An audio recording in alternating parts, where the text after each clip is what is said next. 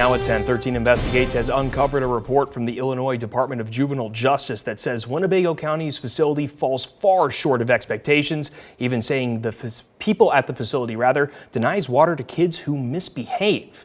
Just last month, the Juvenile Detention Center asked for more resources and space for their aging facility.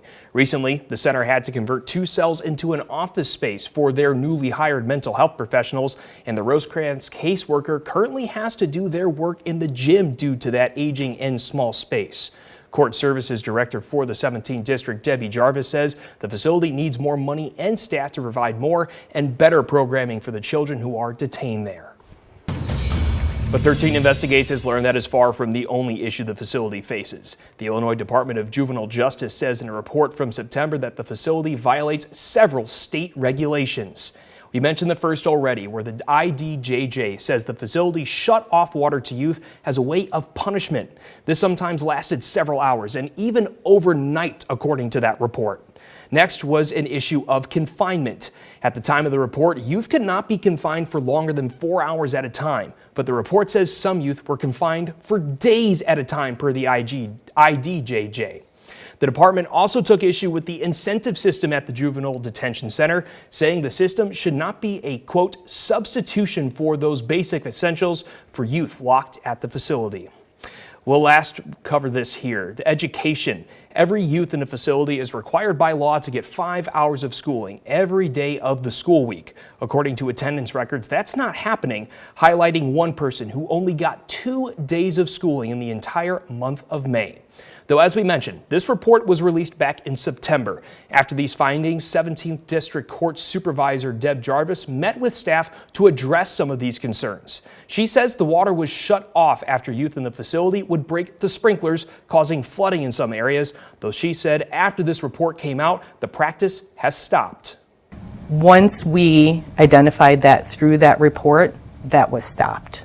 So I can tell you as of September, that hasn't happened. Once we got a copy of this report, that was no longer allowed within our policies.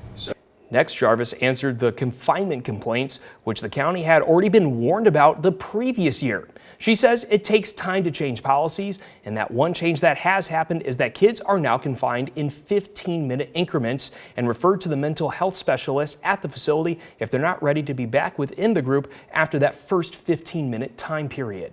Do kids stay in for longer than 15 minutes?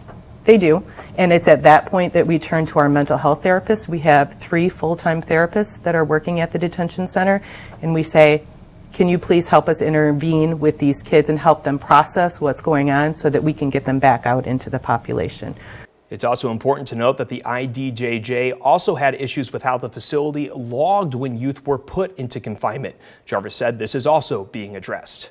Now, Jarvis responded in depth to the other complaints as well that we have live on our website, WREX.com. But as we mentioned, this report was released back in September, and one county board member talked to me in that she was not happy hearing about these violations for the first time, 4 months after the fact.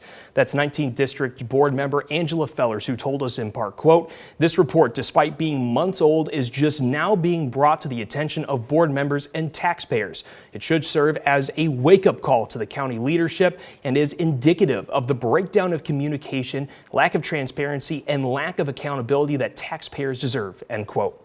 State Representative Maurice West also had concerns with this report, telling 13 Investigates in part, quote, our justice system, especially for our youth, must have a focus on rehabilitation so that we can guide our young people away from outlets of crime and towards outlets of success. Adding traumatic experiences to their lives will never prepare them to become self-empowered, community-focused adults, end quote. We also reached out to the IDJJ, who did this report in the first place. They told us they have nothing to do with enforcement and only set guidelines and try to get facilities in the state to follow them.